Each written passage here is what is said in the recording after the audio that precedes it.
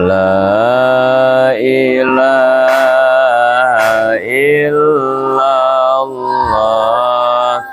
La maqsuda illallah. Bismillah tawakkalna lallah. La haula wa la quwwata illa billah. Astaghfirullahaladzim. Astaghfirullahaladzim. Astaghfirullah. Wa tubu ilayyal Fatihah. A'udzubillahi minasyaitonir rajim. Bismillahirrahmanirrahim. Alhamdulillahi rabbil alamin. Ar-Rahmanir-Rahim. Maliki yaumiddin.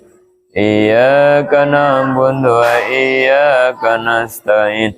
Ihdinas siratal mustaqim. Siratal ladzina an'amta 'alaihim ghairil maghdubi 'alaihim waladdallin. Amin. Rabbi zidni ilma warzuqni fahma walhiqni bis-sholihin birahmatika ya arhamar rahimin.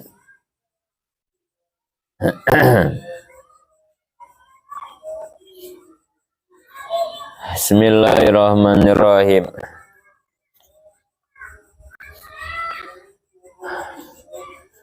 Masih dalam penjelasan proses turunnya Al-Quran.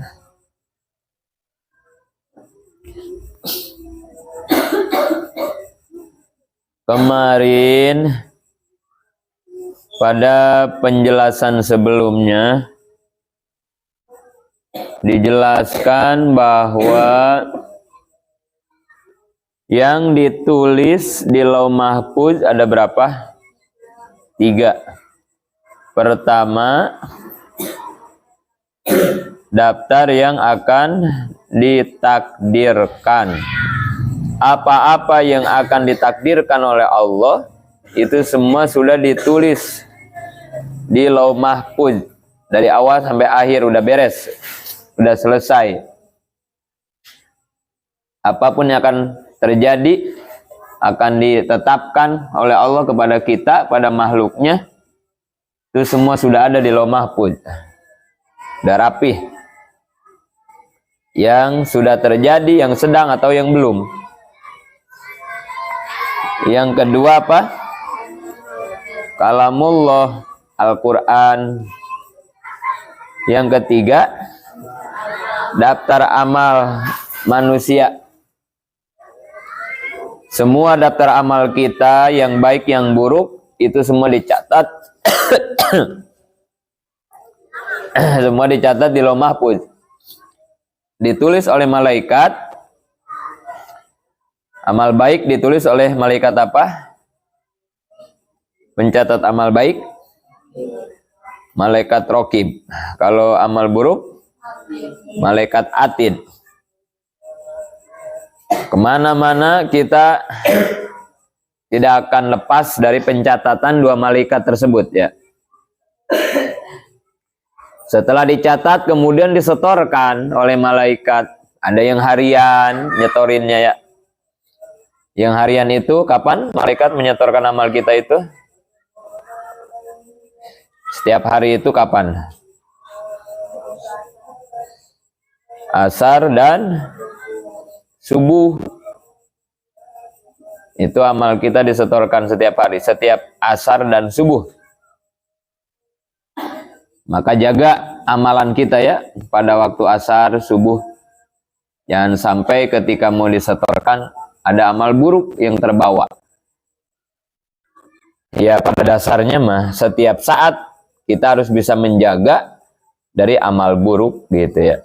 Tapi usahain kalau nggak bisa dijaga semua, paling tidak ketika mau disetorkan itu ya. Asar usahain selalu berjamaah, zuhur subuh berjamaah, pas disetorkan amal ya usahain mah setiap waktu berjamaah gitu. Kalau yang mingguan hari apa? Amal kita disetorkan tiap minggu hari apa? Ada sebagian hari Kamis ya, pendapat ada yang hari Selasa. Kamis, Selasa ya. Kalau yang tahunan, kapan amal kita disetorkan itu setiap tahun kapan? Malam nisfu Sa'ban ya, itu setahun sekali. Malam nisfu Sa'ban itu pergantian buku amal yang 1 tahun. Disetorkan oleh malaikat, kemudian ditulis di Lauh Mahfuz. Gak ada yang kelewat. Dan nanti ketika kita di akhirat, maka catatan itu, buku catatannya bakal dikembalikan kepada kita masing-masing untuk dipertanggungjawabkan. Ya. Ada yang nerima buku amalnya di kanan, oh ini berarti orang bahagia, selamat ya. Ada yang di kiri, kalau di kiri mah 50-50. Amal baiknya banyak, amal buruknya juga banyak gitu. Berarti ya kalau di kiri mah ya. Ada yang di punggung. Wah, kalau di punggung ini udah jelas ini ya. Berarti dia mah orang yang bakal celaka, orang-orang kafir ya kalau yang di punggung ya. Yang udah jelas ke neraka itu di punggung. Jadi hati-hati, jaga amalan kita.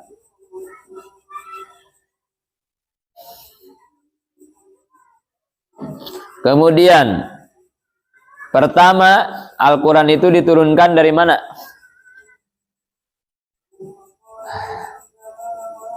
Pertama diturunkan itu Baitul Izzah ya. Dari Baitul Izzah. Ini yang disebut Nuzulul Quran ini ya. Yang Allah turunkan pada tanggal berapa? Nuzulul Quran itu. Allah menurunkan Al-Quran itu pada tanggal berapa? Nuzulul Quran. Malam Nuzulul Quran itu kapan? Malam 17 bulan Ramadan ya. Jadi itu diturunkannya Al-Quran itu pada tanggal itu. Malam tanggal 17 Ramadan disebutnya Nuzulul Quran. Nuzulul Quran itu artinya apa? Diturunkan Al-Quran. Nuzulul Quran itu artinya diturunkannya Al-Quran. Tanggal 17, malam tanggal 17 ya. Namanya Nuzulul Quran. Nah itu diturunkannya dari Baitul Izzah kemana? Langit keempat ya. Secara sekaligus semuanya. Sequran semuanya. Jadi perhatikan yang disebut malam Nuzulul Quran, malam diturunkannya Al-Quran itu malam tanggal 17 Ramadan. Allah menurunkan Quran itu dari Baitul Izzah ke langit keempat secara sekaligus semuanya gitu. Nah kemudian dari langit keempat diturunkan ke Kangjeng Nabi. Nah itu baru berangsur-angsur itu mah ya, enggak sekaligus. Tergantung situasi ya, tergantung keadaan, tergantung kebutuhan. Jadi berangsur itu mah. Ada yang seayat, ada yang 2 ayat, tergantung. Makanya ada yang disebut asbabun nuzul. Asbabun nuzul itu sebab turunnya ayat gitu. Jadi Al-Quran itu sebagian turunnya itu karena ada sebab. Tapi tidak semua Al-Quran itu turun karena ada sebab. Ada yang enggak juga ya. Ada yang tidak ada sebab nuzulnya juga ada. Ya cuman mayoritas ya Quran itu turun ada sebabnya. Ada sebabnya turun gitu. Karena kan Quran itu menjawab situasi keadaan zaman. Di zaman apa ya? Bahkan prosesnya juga lama itu kan ya, berangsur-angsur itu. Melihat situasi dan keadaan itu lama. Berapa tahun turunnya Quran itu? Kurang lebih ya, kurang lebih 23 tahun. Nah ini dalam rangka apa? Dalam rangka Al-Quran ingin menjawab, menyelesaikan semua permasalahan dalam kehidupan kita. Dari A sampai Z, Al-Quran menyelesaikan, menjawab. Makanya lama prosesnya. Saking banyaknya masalah, berarti kan begitu ya. Saking banyaknya masalah. Masalah ini dijawab, masalah itu dijawab gitu. Sampai kurang lebih 23 tahun. Dari ayat yang pertama apa? Yang pertama turun? Al-Alaq, Iqra itu ya. Beberapa ayat itu ya. 5 apa 6 itu. Itu yang pertama turun tuh. Quran ayat yang pertama turun Iqra. Di Gua Hiro. Sampai ayat yang terakhir Al-Yauma akmaltu lakum. Itu ayat terakhir. Jadi ayat itu menjelaskan bahwa Muhammad, hari ini aku telah sempurnakan aturan agama. Gitu ya. Jadi udah beres nih Muhammad. Udah lengkap, udah sempurna, paripurna. Jadi aturan-aturanku, aturan agama sudah selesai. Kamu tinggal menjalankan, melaksanakan dengan umat. Gitu ya. Itu ayat itu tuh, al-yauma akmaltu lakum. Jadi udah nggak usah ditambahin, udah nggak usah dikurangin, udah tinggal make.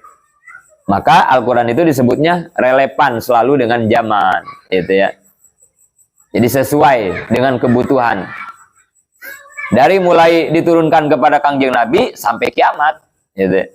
Quran itu udah sesuai, pas, nggak bakal ada yang kurang. Tidak bakal ada satu masalah yang tidak terjawab oleh Al-Quran, nggak bakalan. Jadi salah orang yang punya anggapan Quran sekarang sudah tidak relevan lagi. Nah itu orang yang nggak paham Quran pastinya. Otaknya nggak bisa menggali si Quran. Nggak mungkin ya Quran tidak bisa menjawab masalah dalam kehidupan, nggak mungkin. Karena Allah sudah sempurnakan. Tinggal digali saja. Beda dengan kitab-kitab Nabi sebelumnya. Kalau kitab-kitab Nabi sebelumnya maka dirubah, bukan dirubah, diganti ya. Nabi Daud, kitabnya apa? Jabur. Nabi Daudnya tidak ada, ya sudah diganti. Nabi Musa, kitabnya Taurat. Nabi Musa tidak ada, diganti. Nabi Isa, Injil. Injil diganti, terakhir Al-Quran. Jadi Quran mah sudah meringkas, mencakup dari 103 kitab, kan semuanya 104 kitab ya. Nah di Quran itu semuanya disatukan, 103 kitab itu ada di Quran. Mushaf ya, yang 100 mushaf, yang 4 kitab. Itu semua ada di Al-Quran. Jadi Quran udah sempurna. Jabur, Injil, Taurat, 100 mushaf ada semua di Quran. Terlengkap, tersempurna Al-Quran. Karena kenapa? Karena Quran mah nggak bakal dirubah, diganti lagi sampai kiamat gitu. Bahkan nanti Nabi Isa, ketika Nabi Isa turun ya menjelang kiamat, Nabi Isa itu nggak membawa lagi Injil, tidak. Padahal kitabnya kan Injil, tapi nggak Injil yang dibawa, tapi Nabi Isa nanti melanjutkan syariat Kangjeng Nabi, Al-Quran sama hadis gitu. Sholatnya juga sama kayak kita sekarang, nggak dirubah lagi. Ya, jadi Al-Quran ini luar biasa ya.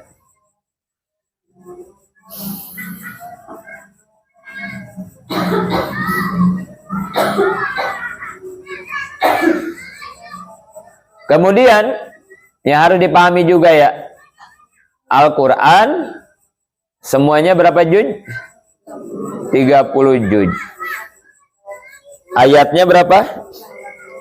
6.666 ayat. Suratnya berapa? 114 surat. Bahkan ada dalam keterangan lain mah hurufnya juga dihitung. Hurufnya ada berapa gitu. Ada semua dihitung ya. Secara detail. Dari satu Quran itu, Al-Quran itu punya hati. Disebutnya Qalbul Quran. Jadi dari satu Quran itu ada hatinya. Atau pusat. Hati itu kan ya, center. Qalbul Quran. Surat apa itu? Hah? Hatinya Quran surat apa? Yasin. Ya. Qalbul Quran itu surat Yasin. Itu pusat Quran itu Yasin. Makanya kalau kita nggak sempat baca Quran semuanya, ya kalau ada apa-apa lagi ada hajat, baca Yasin. Gitu ya. Makanya jangan heran, di mana-mana kita selalu baca Yasin. Gitu ya. Baik kalau lagi ada hajat. Ada juga kan orang yang usil, Yasin mulu Yasin, emang Quran Yasin doang gitu katanya. Pak, bukan Yasin doang, Quran mah 30 juz. Cuman saya kan nggak sempet baca semuanya mah. Ini lagi urgent nih, mendesak, saya lagi ada hajat. Maka saya carilah pokoknya, intinya, pusatnya gitu ya. Pusat Quran Yasin ya, makanya saya bacanya Yasin gitu. Bukan berarti Quran Yasin doang gitu. Ada yang usil begitu. Yasin mulu katanya. Ya padahal kalau dia nggak mau baca Yasin ya silakan baca apa terserah. Gitu. Kita juga nggak bakalan usil kan gitu. Cuman kan kita baca Yasin kita punya dalil gitu ya. Jangan nyalahin ibadah orang lah, jangan nyalahin amaliyah orang lah gitu. Karena kita juga nggak sembarangan beramal itu ada ilmunya ya, ada keterangannya.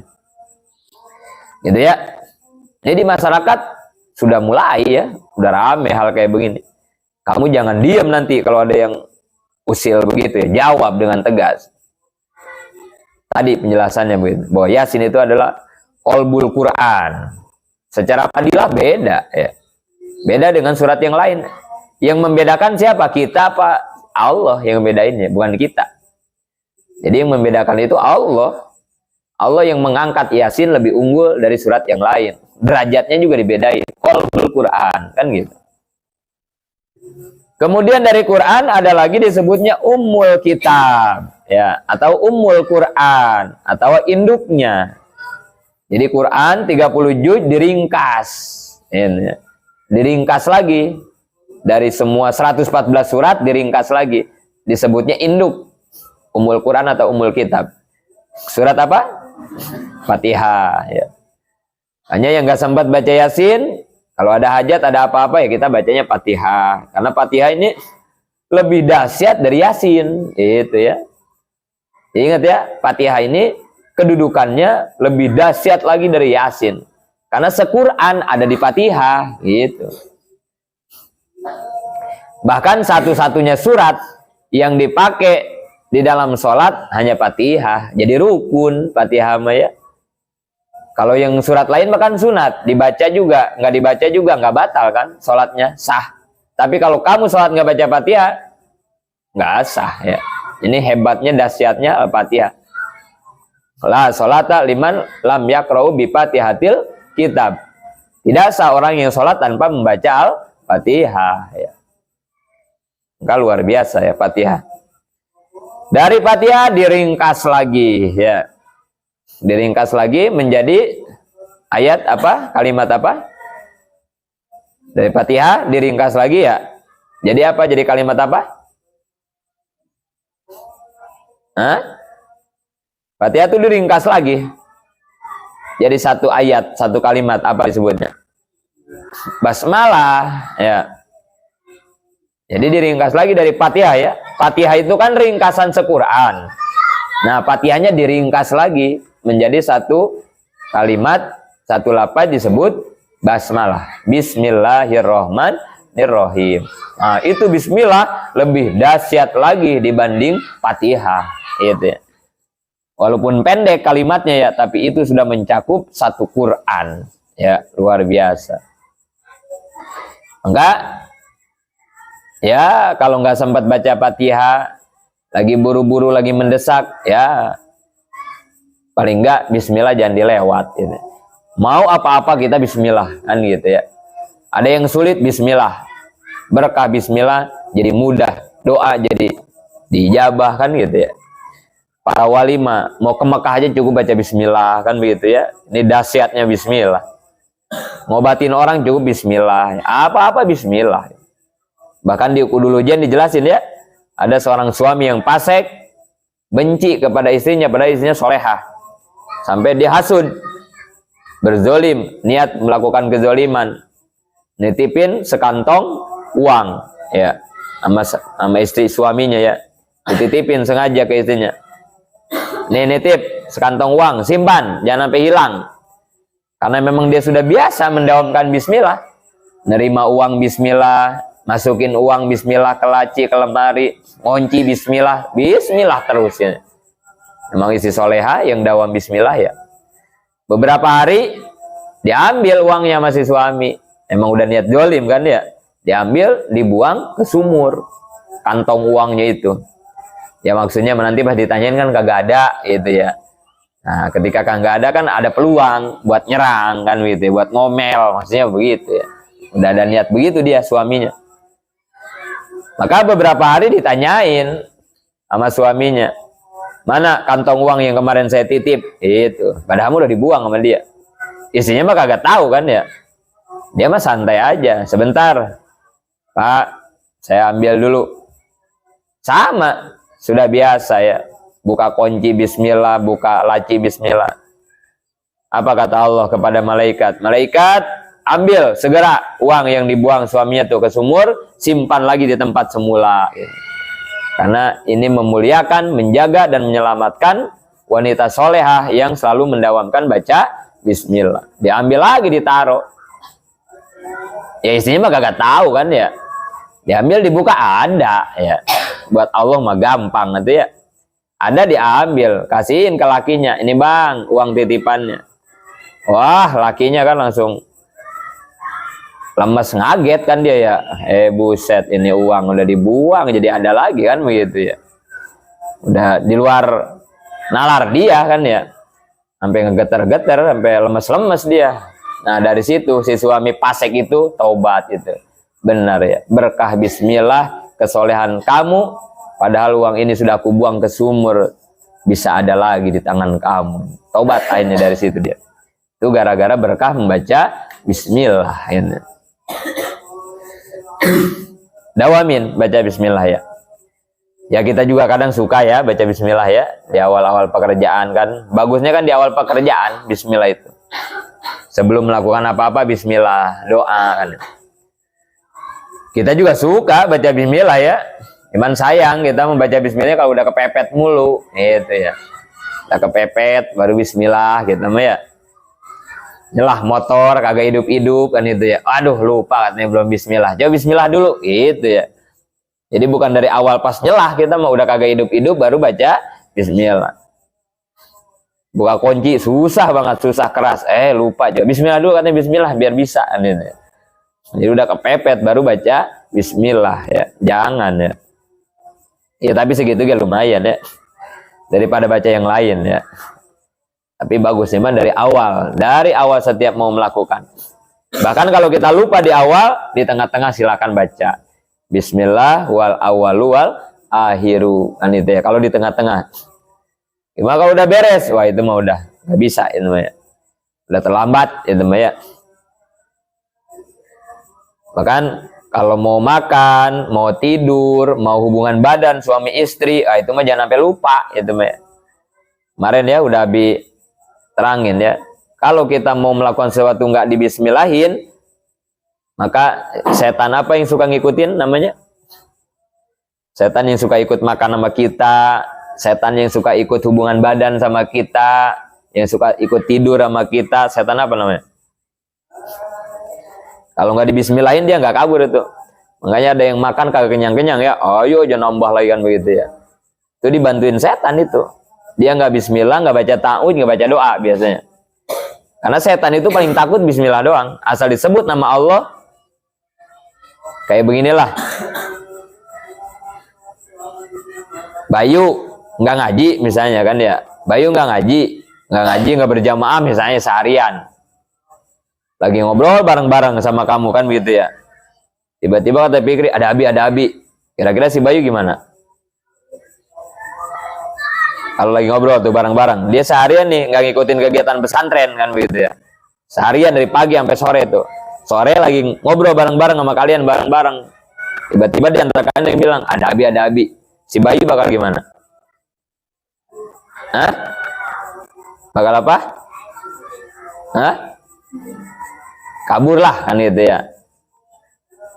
Ya maksudnya ciri yang normal gitu ya. Ya kecuali yang nggak punya malu mungkin itu ya. Ngelanggar juga ada guru ya santai aja gitu ya. Ya itu mah jangan disebut, itu mah ya. Berarti itu udah kurang seon, kalau enggak kurang seperempat kali gitu. Enggak ada rasa malu berarti ya, putus surat malu. Kalau yang normal mah kabur kan gitu ya. Jadi disebut nama Abi aja takut. Kenapa takut si Bayu disebut nama Abi? Kenapa dia takut?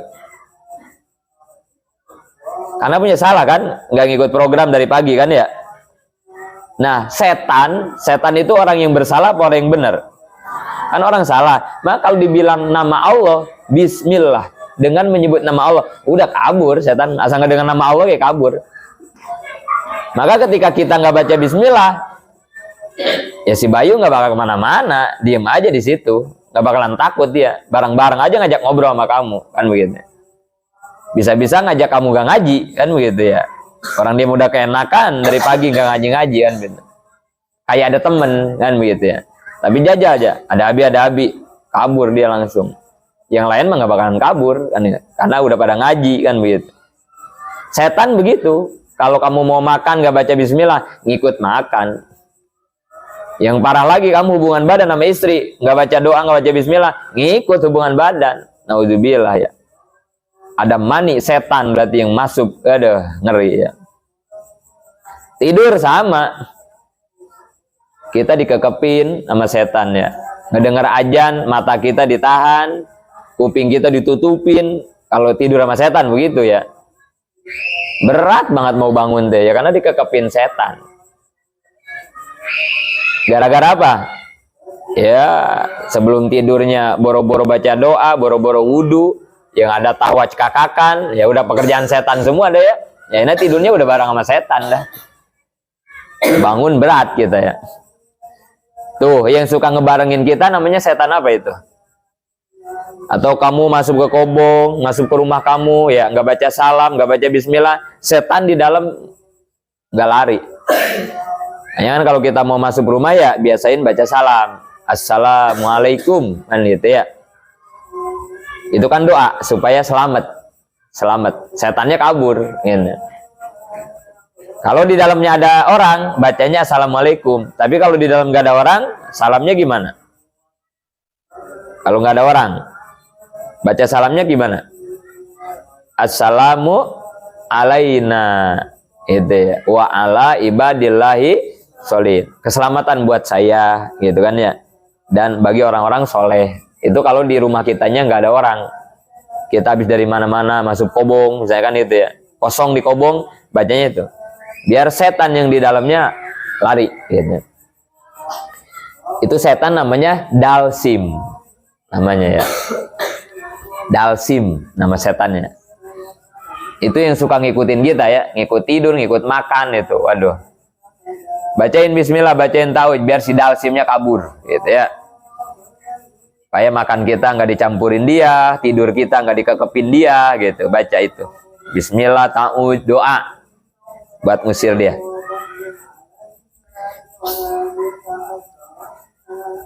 Jadi bismillah ini luar biasa ya. Ringkasan dari satu Quran. Nah, kemudian kata ulama, bismillah diringkas lagi dalam satu huruf, yaitu huruf ba. Ya. Diringkas lagi tuh kata sebagian ulama, jadi huruf ba. Ba juga diringkas lagi di titiknya ba. Ah, itu nuktoh disebutnya ya. Jadi itu inti makhluk kehidupan semua mah di titik ba. Karena apapun ya, kita mau membuat apapun pasti diawali dari satu titik. Gitu. Nah, satu titik itu kata ulama titik ba. Gitu.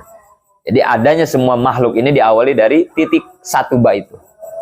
Dahsyat itu ya, ba itu dan titiknya ya.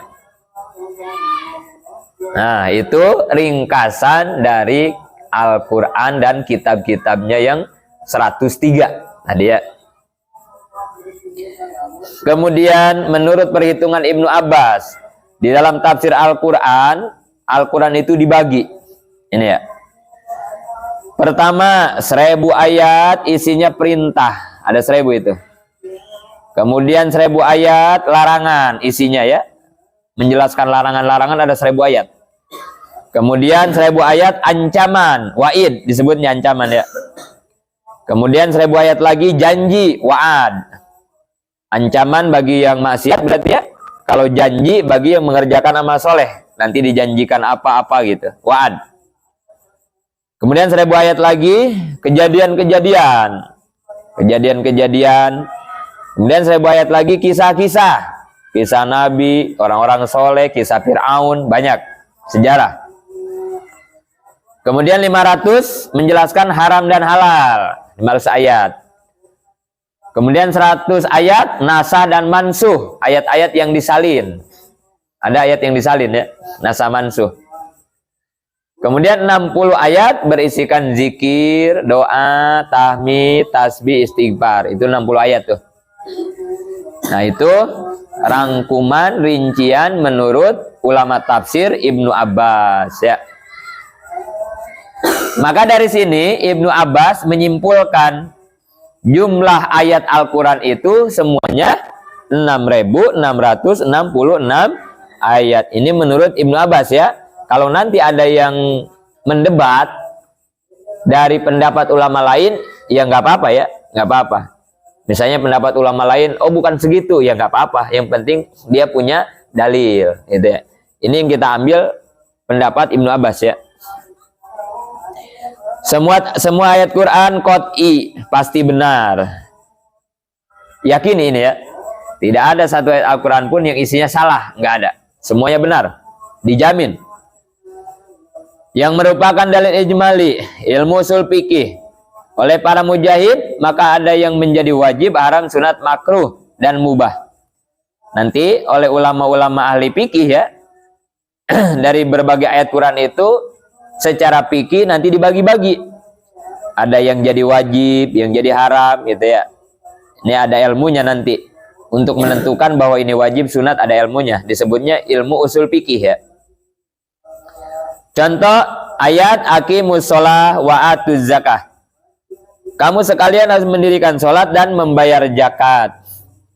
Para mujtahid mengelola ayat tersebut karena kalimat pada ayat tersebut merupakan amar mutlak, maka hukumnya menjadi wajib. Jadi berarti di ayat ini menurut ulama mujtahid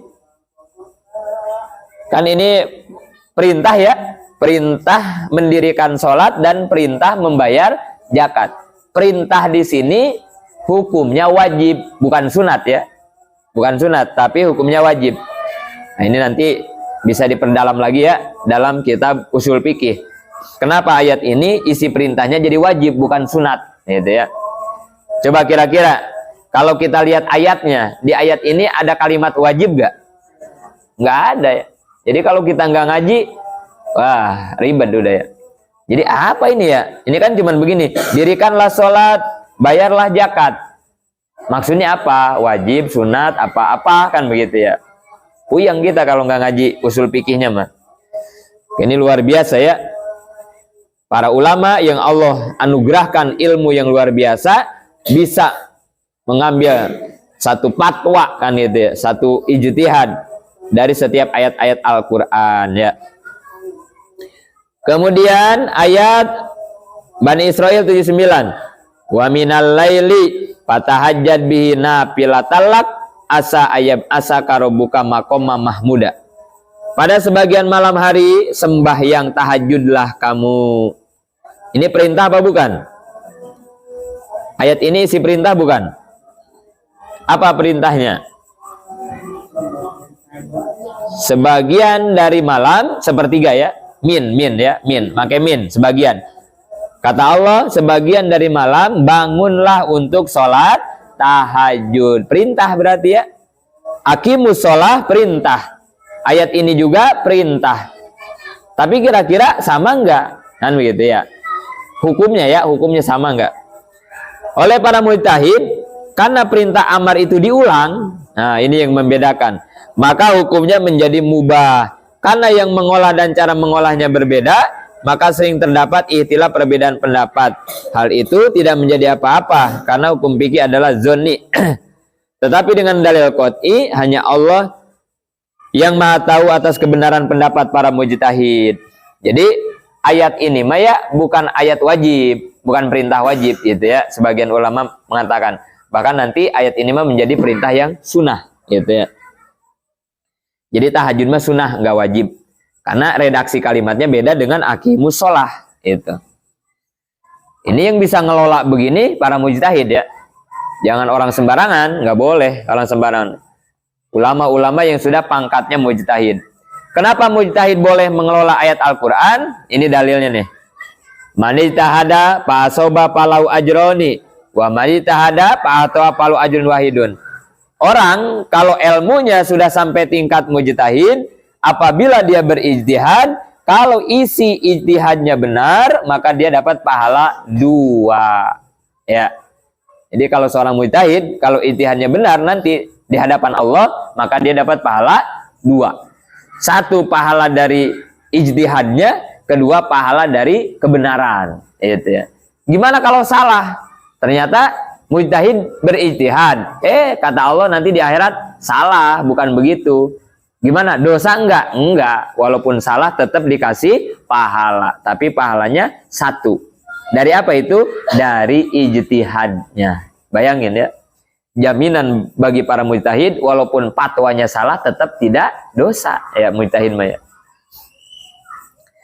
Bagaimana kalau bukan mujtahid kemudian bikin fatwa? Itu bagaimana tuh? Jaminan ini diperuntukkan bagi para mujtahid yang memenuhi syarat. Sedang bagi para mujtahid yang tidak memenuhi syarat diancam dengan hadis Rasul. Ini hati-hati nih. Yang bukan mujtahid jangan sok tahu gitu misalnya ya. Jangan tahu-tahuan bikin fatwa, hati-hati. Ini ada ancamannya.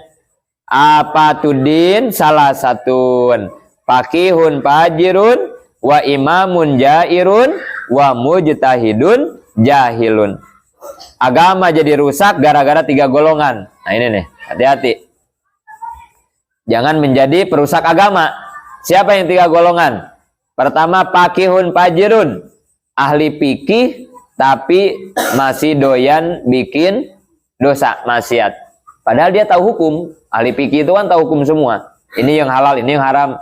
Tapi hukum mah tahu, ilmu mah tahu, tapi kelakuannya maksiat mulu. Wah ini agama hancur nih kalau banyak orang semacam ini ya. Kedua, imamun jairun, pemimpin yang zolim lah gitu ya. Pemimpin yang zolim, pemimpin yang tidak adil, yang tidak jujur, yang tidak memberikan hak rakyatnya. Nah, pemimpin zolim lah gitu ya. Ini udah tanda-tanda agama hancur kalau pemimpin semacam ini. Yang ketiga, mujtahidun jahilun, orang sok-sokan membuat fatwa padahal dia bukan seorang mujtahid. Naudzubillah, hancur ya. Nanti disebutnya dolun mudilun, dianya sesat, dia juga menyesatkan orang lain. Hati-hati. Fikri besok pulang. Wah ini santri nih baru pulang. Tiba-tiba ada yang nanya jamaah. Mang santri, Fikri, maaf nih, kan Fikri mau udah ngaji ya di pesantren. Iya, saya mau nanya ini. Kalau lagi puasa, mandi jam 12 siang, hukumnya apa itu Mang santri, Fikri? Gitu ya. Karena Fikri gengsi, udah pesantren, kagak dijawab, gengsi kan. Masa gua pulang pesantren gak bisa jawab kan itu ya. Padahal dia kagak tahu sebenarnya apa ini hukumnya kan itu. Dia ini bikin fatwa kan. Sebentar Bu, masuk dulu ke kamar dia, pakai jubah, pakai udang, berdiri di depan tamunya. Itu hukumnya batal. Haha, itu ya. Waduh, biar fatwanya didengar ya pakai jubah dulu kan kali ya. Biar berwibawa kali ya. Padahal mah fatwanya sesat kan itu ya. Udah mah pikirnya sesat, bikin fatwa sesat, menyesatkan orang lain. Hanya orang mau mandi jadi ketakutan ya. Aduh, takut batal. Kata Kiai Fikri katanya gitu ya, batal. Aduh, jangan ya. Kalau nggak tahu jangan ya. Jangan abong-abong kita santri main jawab aja. Kalau nggak tahu mah mohon maaf nih Ibu, saya memang pesantren ya. Ya tapi kan saya baru ngajinya juga sholat fardu kan begitu ya. Pikihnya juga pikih rancang kan gitu ya. Jadi takut salah ini Bu, karena ini mah hukum, tanggung jawabnya berat ini sampai akhirat.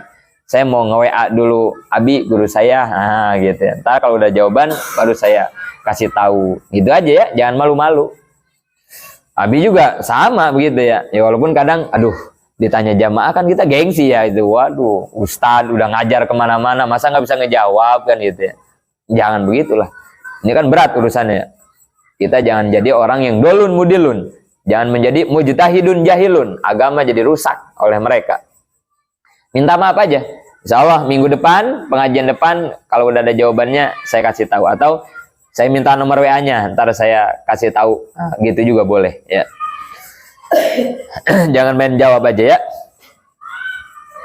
Bagi orang yang alim sampai pada tingkat mujtahid, haram baginya mengikuti pendapat mujtahid. Perhatikan, orang yang alim ilmunya udah luar biasa, bahkan dia sudah sampai tingkat mujtahid, haram bagi seorang mujtahid ikut kepada pendapat mujtahid lain. Perhatiin, nggak boleh ya. Contoh, Imam Syafi'i sama Imam Maliki. Imam Maliki itu gurunya Imam Syafi'i, ya. Imam Maliki itu ya gurunya. Tapi karena dua-duanya antara guru dan murid, dua-duanya ilmunya luar biasa, bahkan sudah dipangkat mujtahid dua-duanya ya. Empat ya, Maliki, Hambali, Hanafi, Syafi'i ya, empat tuh mujtahid fikih ya. Karena dua-duanya udah mujtahid, walaupun Imam Syafi'i murid, nggak boleh tuh ngikutin gurunya, nggak boleh, haram bagi para mujtahid. Jadi harus sendiri aja dia mah. Mau wudu, ya mikir sendiri, gitu. Nggak boleh ngikutin gurunya, nggak boleh mujtahid mah. Silakan, ini ayatnya, ini hadisnya. Silakan, kamu pikirin gimana cara wudu itu. Begitu mujtahid. Mau puasa, mau semua hukum nggak boleh ngikutin, haram mujtahid mah. Tapi kalau bagi yang bukan mujtahid, apalagi kayak model kita, sebaliknya haram kalau tidak mengikuti mujtahid. Ini perhatikan, karena hari ini ada kelompok-kelompok yang mulai menjauhkan kita dengan para ulama. Biasanya mereka bawa jargonnya kembali kepada Quran dan Sunnah. Nah, gitu ya. Hati-hati itu ya. Kayak keren kan jargonnya ya. Kembali kepada Al-Quran dan Sunnah. Kan itu. Padahal itu secara halus dia sedang menjauhkan kita dari para ulama. Ya, hati-hati. Makanya dia mah berani. Ngapain ngikutin Imam Syafi'i katanya begitu ya. Mereka kan manusia biasa, ada salahnya. Langsung aja ke Quran, gitu. Hati-hati ini. Ini ya, perhatiin nih. Kalau dia memang seorang mujtahid, boleh ngomong begitu. Ya, ngapain ngikutin Imam Syafi'i? Ya boleh, asal kamunya tingkatnya ilmunya sekelas mujtahid. Nggak apa-apa kamu nggak mau ngikutin Imam Syafi'i. Tapi kalau Jurmi aja kagak apal, patokan isi mufrad aja kagak ngerti, segala ngomong-ngomong kayak tadi, itu mah ya. Hati-hati ya. Itu yang kategori yang tadi di hadis ya, wa mujtahidun jahilun, naudzubillah. Itulah penghancur agama tuh mulai begitu ya. Perhatikan ya. Ini ada di masyarakat udah mulai, hati-hati kita. Harus bisa nih ngadepin kelompok-kelompok model ini. Kemana-mana bawanya Quran aja, Quran itu. Sapinah mah nggak doyan dia. Sapinah, Tijan, Tiana nggak doyan dia. Apaan ini buatan ulama? Gitu ngomongnya. Waduh, luar biasa ya. Gitu ya. Nggak apa-apa, nggak mau pakai Sapinah nggak apa-apa. Asal kamu ilmunya sudah sepangkat Imam Syafi'i. Gitu. Haram mujtahid ngikut mujtahid. Jadi kalau Jurmi aja kagak ngerti, patokan sholat aja kagak hafal misalnya, itu ya. Itulah yang disebut mujtahidun jahilun, penghancur agama, naudzubillah ya. Hati-hati nih. Masyarakat kita mulai teracun, terdoktrin oleh pemahaman-pemahaman mereka mulai sekarang ini. Udah mulai ya. Apa-apa tipe Ustadz ada dalilnya enggak ya? Aduh, itu. Kamu kalau udah mulai ngajar sering itu dapetnya itu.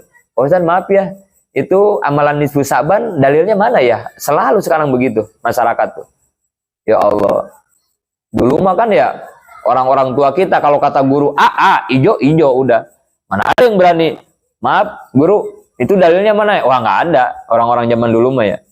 Akhlak etikanya luar biasa ya. Karena belum ada doktrin-doktrin semacam tadi. Tapi kalau sekarang, waduh ya. Ibu-ibu baru ngaji aja begitu sekarang mah. Maaf Pak Ustadz, itu dalilnya mana ya? Berani sekarang ya. Jadi udah mulai hilang kepercayaan terhadap seorang guru gitu ya. Kayak bagus ya, kelihatannya sih kayak bagus.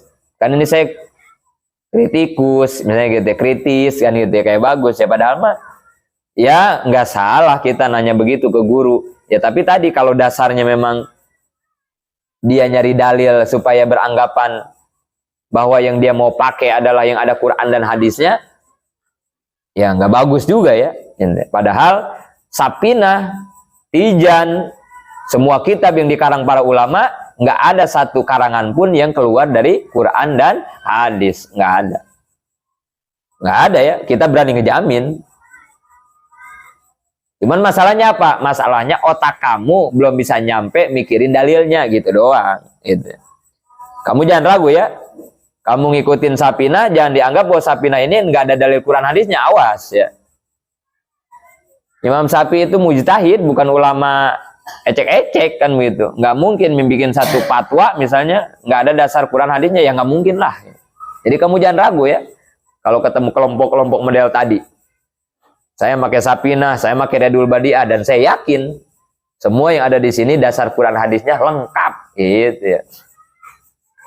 Daripada dia kemana-mana nenteng Quran padahal mah nggak paham cara membedah isi Qurannya. Buat apa ya, buat apa.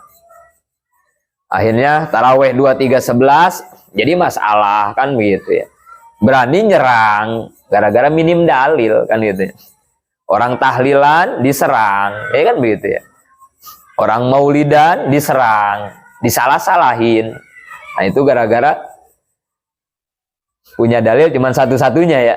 Kullu bid'atun dolalatun. Udah satu-satunya doang punya dalilnya, itu doang. Jadi songong akhirnya kan ya. Hati-hati ya. Ini kan kalau kita ngaji makan jadi dalam ya. Jadi luas, jadi bisa ngejawab. Dan ini di masyarakat terjadi hal seperti ini.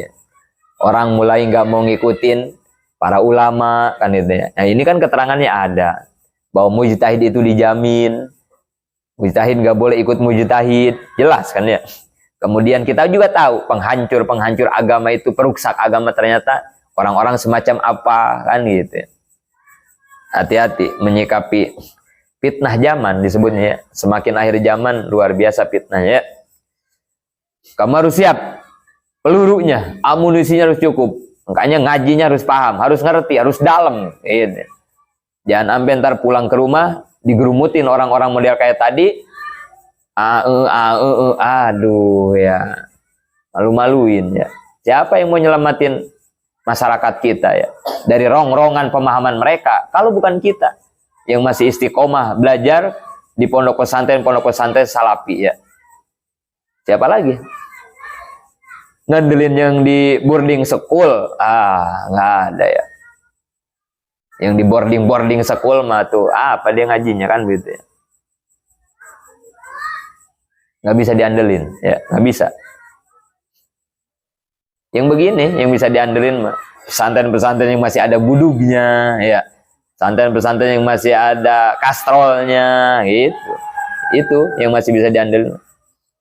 Yang masih pada nangis nggak betah gitu kan. Yang WC-nya pada mampet mulu ya itu. Insya Allah di situ yang bakal bisa menjawab mah ya. Beda gemblengannya. Kalau boarding school mah tuh kan kobongnya juga pakai AC. Pakai AC kobongnya juga. Kita makan kipas juga patah kakinya ya. Boro-boro AC gitu, kipas angin ini udah patah kakinya. Ada yang bener udah lemas muternya kan begitu. Yang kayak begitu gitu. Insya Allah yang kayak begitu. Yang bisa menjawab tantangan zaman. Karena perih, pesantrennya perih ya. Apalagi yang suka masak di kastrol mah ya. Kalau api nggak hidup-hidup tinggal asapnya doang, perih banget itu. Perih banget itu. Yang kayak begitu itu ya. Bukan yang masaknya di Magicom, yang nyucinya pakai laundryan, bukan ya. Kita main nyucinya masih digesrek, terus ngejemurnya juga kena angin pada terbang kan begitu kita mah modelnya begitu. Yang udah nyuci kita mah nggak dilepetin kan ya, gebrus ya pasti pakai lecek. Nah begitu kita mah. Kalau yang di boarding school mah pada wangi, pada rapi bajunya gitu kan itu. Pada keren-keren ya. Kita mah yang pada ngelinting, bajunya juga kainnya pada ngelinting gitu begitu. Biarin yang begitu udah ya. ciri khas salafi namanya. Tapi santri-santri semacam itulah yang nantinya siap bakal menjawab tantangan zaman yang semacam tadi. Nggak bakalan takut mereka, nggak bakalan gentar. Hanya siapin ya amunisinya, ilmunya siapin buat menghadapi. Hari ini udah begini, apalagi di zaman kamu ya, 10 tahun ke depan. Bakal lebih berat ya tantangannya. Bukan lebih enteng tantangan zaman ya. Tambah kesulitan, tambah berat. Masalah tanpa konflik. Kalau ilmunya nggak cukup-cukup, bisa ke bawah kamu, ke bawah arus ya. Bisa ke bawah arus kalian. Bisa-bisa jadi ngikut mereka kan itu. Dikit-dikit bid'ah kan itu ya. Dikit-dikit Allahu Akbar, Allahu Akbar ini. Nggak lama jenggot manjangin, nggak lama jidat hitam, bahaya. Nggak lama kain naik ke atas ya. Waduh, sampai ke bitis. Wah. Hati ya, kita bukan orang yang benci sunnah, enggak lah gitu ya. Kita ngaji begini tuh saking cintanya sama sunnah dan kangjeng Nabi kan gitu.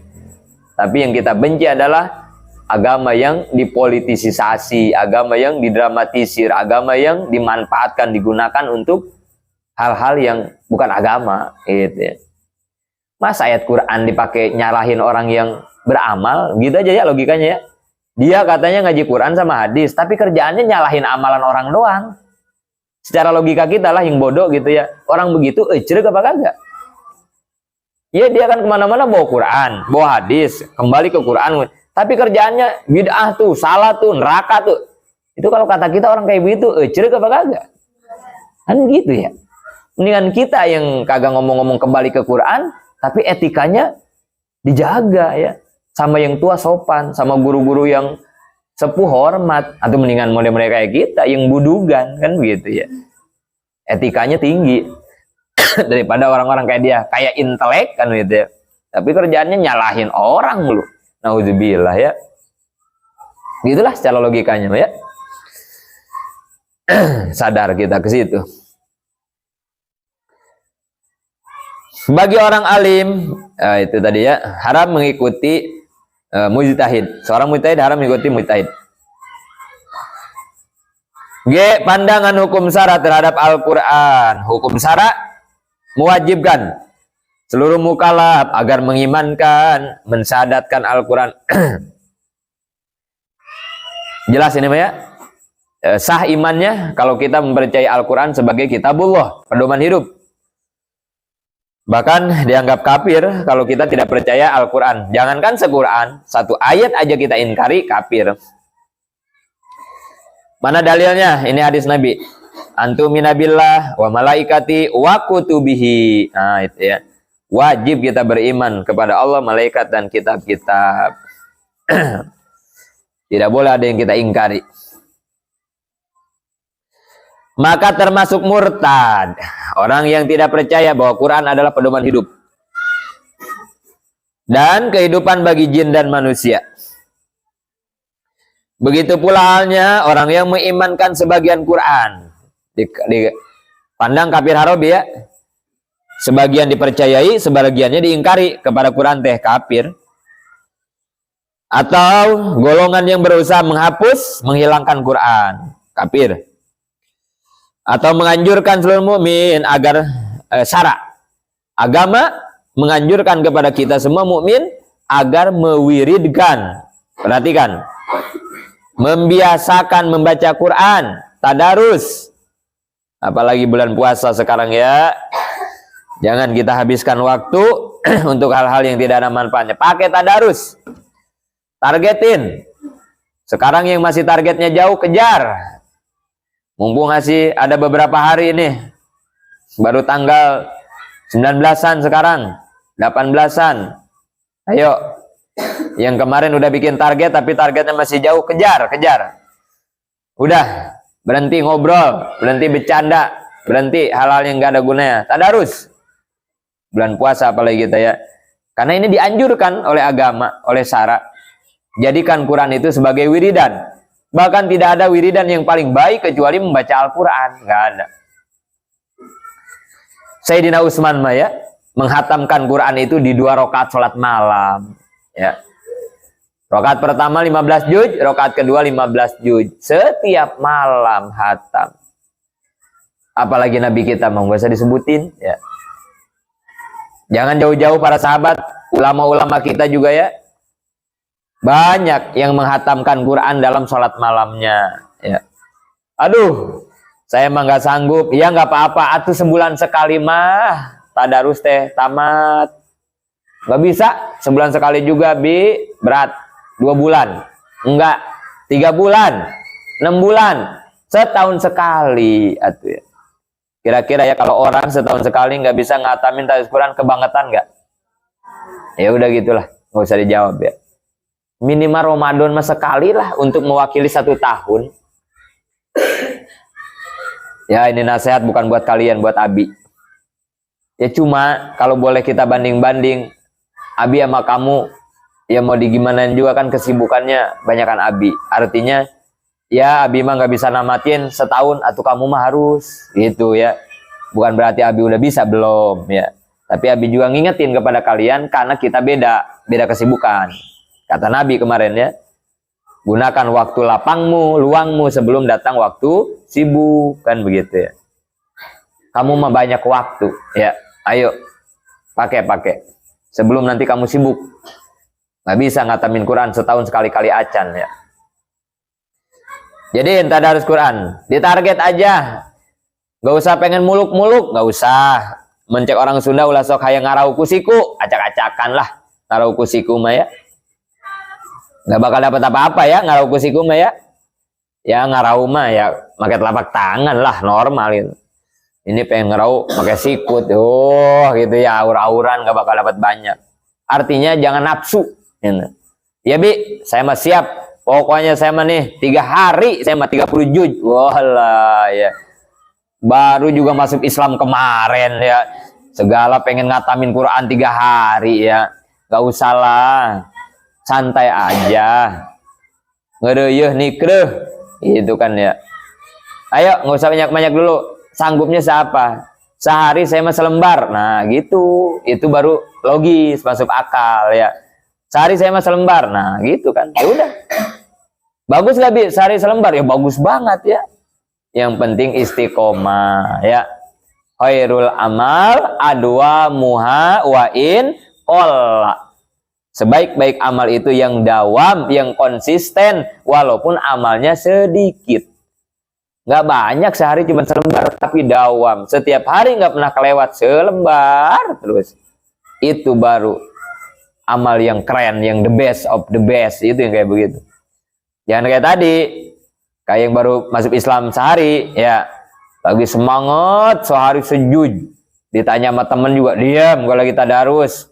Target nih sejud, walah nggak bisa diganggu.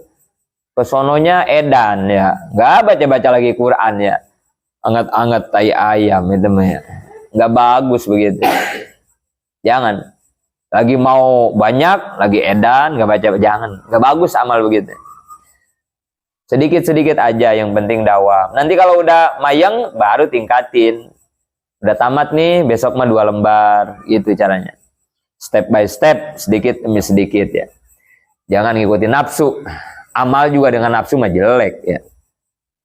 Jadiin wiridan ya. Bahkan ya, kata kuburan, aku adalah tempat yang sempit. Maka luaskanlah dengan membaca Al-Quran. Atau aku tempat yang gelap, maka terangilah dengan membaca Al-Quran. Itu yang nanti bakal jadi teman kita di kuburan, Quran ya. Baca. Ya minimal sebelum sholat lah ya, kita maya santri ya. Sebelum sholat tadarus ya. 10 menit, 5 menit.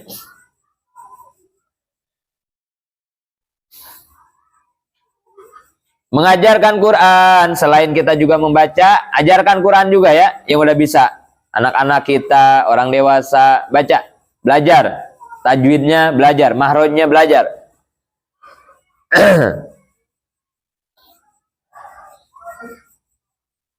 Apa tuh hadisnya? Sebaik-baiknya khairukum man ta'allamal Qur'an wa 'allamahu. Kata Nabi ya, khairukum man ta'allamal Qur'an wa 'allamahu. Sebaik-baiknya kalian yang belajar Al-Qur'an dan mengajarkan Al-Qur'an. Jangan minder ngajarin ikro sama anak-anak. Ya, saya mah cuma ngajarin ikro doang. Jangan begitu ya. Harus pede kita. Apa? Kegiatan sehari-hari. Ngaji ikro. Nah, gitu ya. Ada nggak? Khairukum man ta'allamal IPS wa 'allamahu. Ada nggak? Sebaik-baik kamu yang belajar IPS dan mengajarkan IPS, les IPS. Nggak ada. Nggak ada. Quran doang. Jangan bangga jadi guru IPS, matematika kan begitu ya. Itu. Ya bukan berarti jelek ngajarin begitu ya, bagus. Tapi kalau Quran harus utama gitu. Dan harus bangga. Ini murid-murid saya udah wisuda semua. Wisuda apa? Ikro 2. Wah kan keren ya. Naik Ikro 2 di wisuda. Kebanggaan kita itu kan ya. Keberhasilan kita ya bisa ngajarin. Emang gampang ngajarin Ikro sama bocah? Ya Allah ya. Susah ngajarin Quran ya. Udah. Ya bilang gampang, susah ya. Tapi kalau ada anak lulus Quran gara-gara diajarin sama kita, insya Allah itulah al ilmun yuntapa'u bihi ya, bakal ngalir ke kita pahalanya nanti ya. Bahkan kita termasuk orang yang terbaik versi Kangjeng Nabi yang mau ngajarin Quran ya. Harus bangga. Baik, nanti udah pulang ke rumah ya. Ya minimal Quran dulu. Murid-murid kita belajar Quran dulu. Nulis Quran, baca Quran, baru kitab-kitab yang lain. Ya. Targetnya Quran. Kemudian hukum syarat melarang. 1, memperolok-olok Quran. Jadi mainin Al-Quran. Hati-hati ya. Kayak nggak ada bahan bercanda lain ya. Quran dipakai bercandaan. Awas. Bisa kafir kita main-main Al-Quran. Innalillahi wa internasional misalnya. Aduh, ayat Quran dimainin ya. Awas. Jangan ya. Jangan mengolok-olok Quran ya. Menghina Quran. Quran ditaruh di atas piring kotor, di bawah piring kotor. Awas.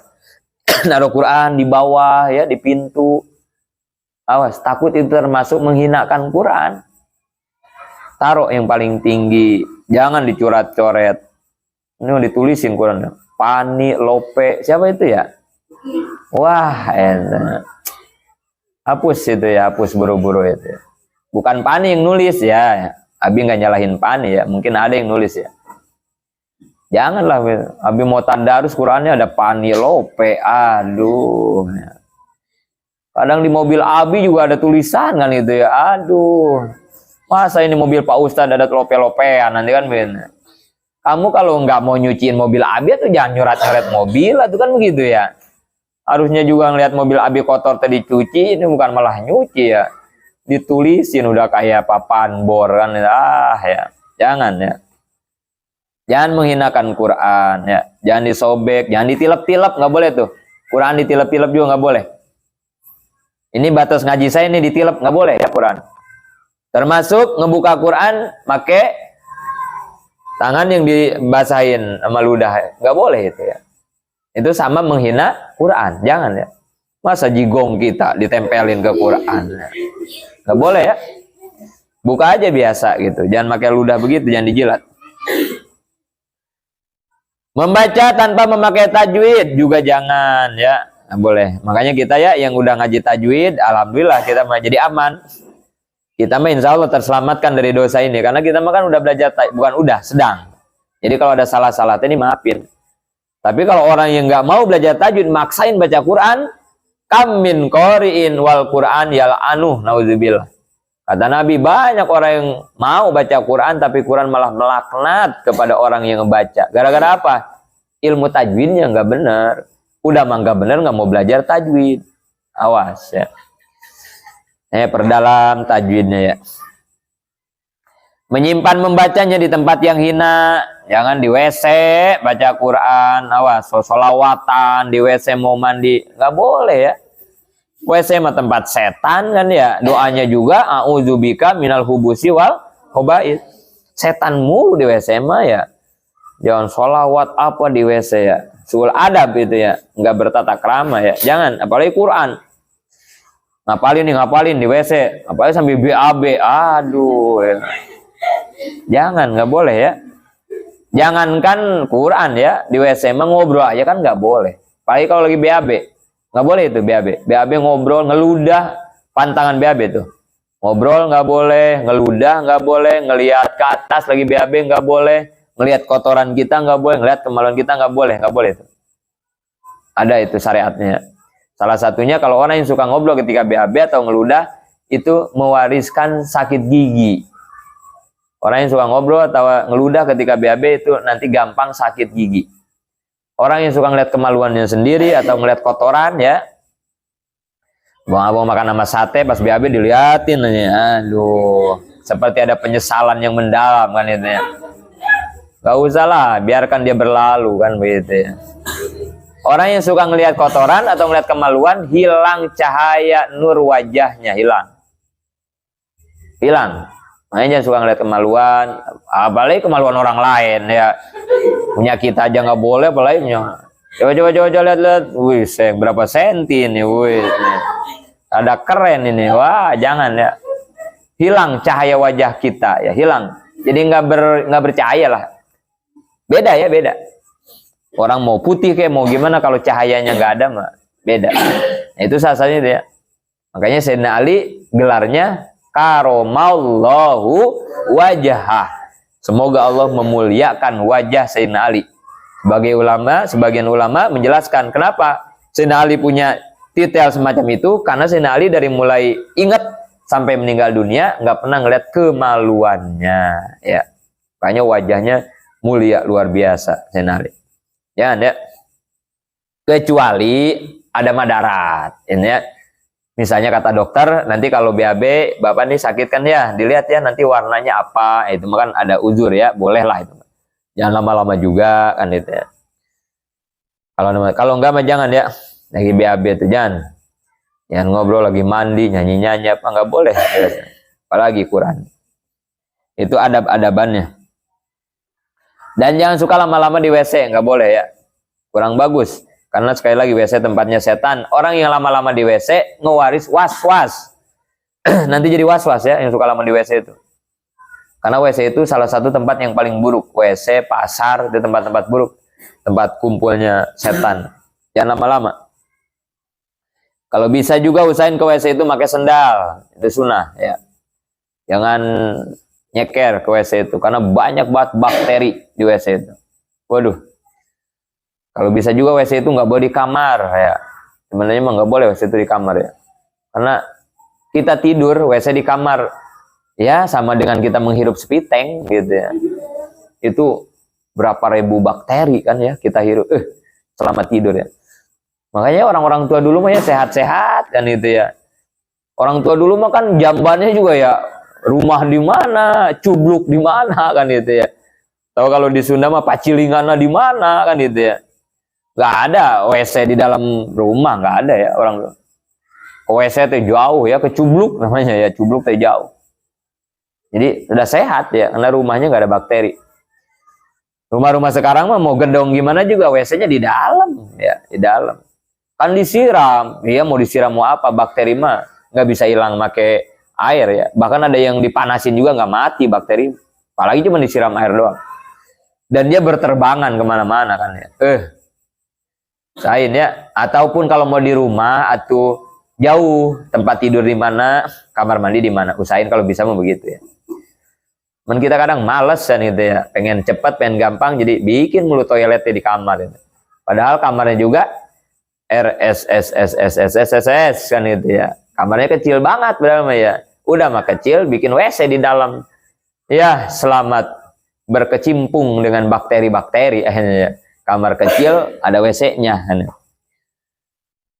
Kecuali kamarnya gede kali kan itu ya. Kali aja bakterinya juga jauh kan itu. Ini rumah kecil mah jangan. Nyoret Al-Quran nggak boleh, baik dengan najis ya.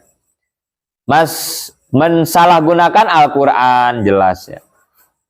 Juga dilarang melupakan setelah hafal. Nah ini nih ya, hati-hati. Yang pada punya cita-cita ingin menghafal Quran, bukannya nggak baik, baik banget gitu ya. Cuman tolong ingetin ini, orang yang menghafal Quran lalu melupakannya dosanya dosa luar biasa gede dosanya ya. Kira-kira nggak siap dengan menjaga hafalan Quran, ya mendingan jangan dihafal lah. Karena ngapal Quran itu kan hanya keutamaan. Abi bilang begini itu bukan merendahkan, bukan ya. Sekali lagi ya, Abi sangat cinta para penghafal Quran. Abi juga pengen anak-anak Abi hafal Quran. Tapi daripada, gitu ya, daripada ngejar-ngejar padoil, malah jadi dosa gede kan begitu ya. Mendingan gak usah dah, gitu ya. Kayak begini, nyobain masakan ketika puasa hukumnya apa? Kamu masak terus dicobain, hukumnya apa? Awas nih kayak Fikri, nanti kalau ada yang nanya ibu-ibu jangan salah lagi bikin fatwa nih ya. Kayak Fikri nih, saya nih lagi masak dicobain nih, hukumnya apa ini? Kan gitu ya, jangan salah lagi bikin fatwa nih. Apa hukumnya nyobain masakan kalau lagi puasa? Makruh ya. Jangan dibilang batal, gitu ya. Atau sunnah, jangan ya. Makruh, jangan salah. Makruh nggak batal kalau nggak ditelen, dijilat, diludahin lagi, kumur-kumur buang. Tapi kalau dijilat ditelan mah batal ya, bukan makruh ya. Dijilat ditelan batal itu mah batal. Jadi yang makruh itu dijilat dilepehin lagi, kumur-kumur lepehin. Tapi kalau gara-gara masakan kurang asin, adem, jadi berantem sama suami, hukumnya apa? Ya kamu ya istri atau nanti anak masak, tahu suaminya pemarah, begitu buka udah nafsu banget kan suami, pas dicobain kurang asin lah apalah, ngambek suami kan marah-marah. Hukumnya apa itu? Haram itu mah ya. Daripada makruh dibanding dengan ngasih makanan yang gak enak rasanya membuat suami jadi marah kan itu ya, menghindar berantem, mendingan makruh. Gitu ya, mendingan makruh. Gak apa-apa lah, yang penting nanti buka aman, itu kan. Mendingan makruh, gak apa-apa. Sama kayak begitu ya, daripada ngapal Quran hanya sebatas padilah, tapi nggak bisa ngejaganya jadi haram gede, mendingan ninggalin padilah. Gitu ya, pertimbangannya ya. Bukan berarti kita nggak pengen hafal Quran atau melarang orang menghafal atau benci, enggak lah, naudzubillah ya. Tapi tolong ini perhatikan, karena melupakan hafalan Quran itu dosanya nggak main-main, gitu ya. Kalau bisa ngejaganya mah tuh luar biasa ya. Orang yang hafal Quran kan bisa memberi syafaat kepada orang tua dan keluarga ya. Wah, luar biasa. Jasadnya juga dijaga oleh Allah sampai hari kiamat. Wah, luar biasa. Pengen kita juga ya. Ya tapi ini resikonya, siap gak? Gitu. Kalau nggak siap jangan. Gitu ya. Apalagi kalau ngikutin guru kita mau wajengan ya. Kita yang sudah dijalurkan perjuangan kita di tarbiyah, di pesantren, maka wajengan melarang. Cah Haji Nonok melarang guru kita Pak Aja untuk menghafal Al-Quran. Ya. Ingat, wajengan melarang di situ bukan berarti nggak suka hafal Quran, bukan. Tapi kata wajengan bisi tugas anu pokok katoler-toler gitu. Karena tugas kita makan mengajarkan akidah, mengajarkan fikih, mengajarkan tasawuf dan ilmu yang lain kepada masyarakat. Khawatirnya menjaga Al-Quran, tugas pokok tadi terbengkalai, gitu ya. Kalau kata wajengan kepada almarhumah Cah Haji Nonok, apa nitah nok kadieu teh jangan ngawurukan santri, gitu ya. Jangan ngamalkeun ilmu. Lamun engke kalaka sibuk biak waktu dipake murojaah ngulang-ulang Al-Qur'an iraha ngajarna. Kan itu ya. Dina ngajarna ge bisa maksimal moal. Makanya geus ulah dilanjut menghafal Qur'annya. Paling wajengan menyarankan kalau mau dihafal ayat-ayat yang berkaitan dengan hukum. Tentang wajib sholat, tentang wajib puasa, boleh itu mau dihafalin. Nggak apa-apa. Tapi kalau secara menyeluruh mah khawatir, gitu ya. Khawatir nanti tugas yang pokok terbengkalai, gitu ya. Jangan salah memahami. Karena ini nih, melupakan hafalan Quran itu dosanya nggak main-main, ya. Dilarang oleh syara. Kemudian bagi yang junub, yang haid, yang junub haram membaca Al-Quran. Hati-hati nih yang haid, perempuan, jangan iseng-iseng ngulang-ulang juz amma lagi haid, nggak boleh ya, jangan. Karena Quran itu suci, nggak boleh dibaca, dipegang sama orang yang sedang punya hadas, ya, dalam rangka mengagungkan Al-Quran. Adapun kalamullah yang disampaikan kepada Rasul dengan tidak melalui Baitul Ijjah, dinamakan hadis qudsi yang sah dipakai pedoman tapi tidak menjadi ibadah bacanya. Perhatikan. Yang disampaikan oleh Allah kepada Kangjeng Nabi melalui malaikat Jibril namanya wahyu. Ya, namanya wahyu ya. Itu isinya Al-Qur'an. Perhatikan ya. Nabi memberikan wahyu kepada Allah memberikan wahyu kepada Kangjeng Nabi Muhammad dibawa oleh malaikat Jibril. Itu namanya Al-Qur'an. Tapi ada lagi yang Allah suruh kepada Nabi melalui malaikat Jibril tapi bukan Quran. Ada. Namanya hadis qudsi. Pada dasarnya hadis itu kan ucapan Nabi. Artinya Nabi yang mengucapkan tanpa bimbingan dari Allah. Maksudnya ya tulisannya, kalimatnya bukan langsung dari Allah, hadis teh ya. Misalnya kata Nabi begini, an-nazafatu minal iman, kebersihan itu sebagian dari iman. Itu kan hadis tuh ya, hadis qauli, ucapan Kangjeng Nabi yang berupa hadis. Nah itu kalimatnya, redaksinya tidak langsung diajarkan oleh Allah. Namanya hadis tuh ya. Enggak jadi Quran, enggak. Beda sama Quran. Nah ini mah redaksinya langsung dari Allah. Langsung dari Allah redaksinya. Kalimatnya langsung dari Allah, dibawa malaikat, disampaikan kepada Nabi, tapi bukan Quran, nggak jadi Quran, nggak.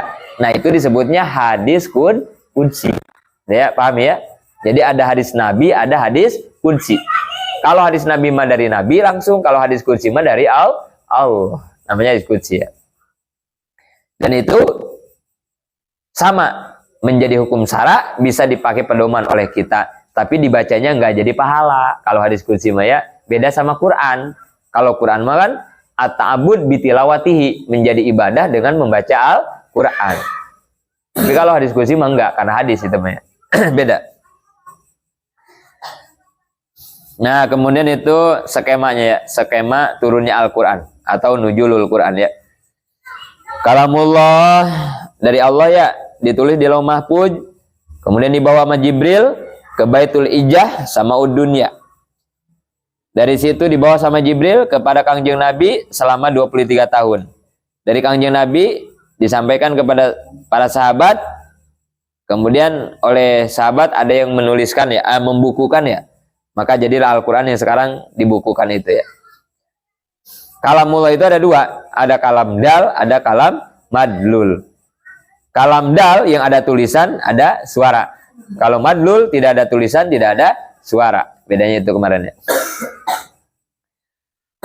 Sampai situ nanti kita lanjutkan pasal 5 sifat maknawiyah. Ini soalnya ngodoin ya. Kemarin kita beberapa kali kan nggak ngaji. Ditambah juga besok juga kan ada acara itu. Pagi, siang, sore kayaknya itu. Jadi kayaknya besok juga harus kita kodoin lah habis subuh. Kita ngaji lagi subuh. Tapi kalau kamu nggak mau ngaji juga nggak apa-apa. Nggak usah ngaji bi, nggak usah dikodoin juga nggak apa-apa. Asal muadaahnya nggak tanggal 25 berarti ya. Nah iyalah kalau kamu nggak mau dikodoin mah berarti muadaahnya diundur ya. Jadi 26 atau 27 atau 28 kan itu ya. Apa habis lebaran baru pada pulang kan itu. Kalau pengen muadaah 25 ya harus mau ngodoin kayak begini ya. Kalau kita ada halangan ngajinya dilama kan gitu ya.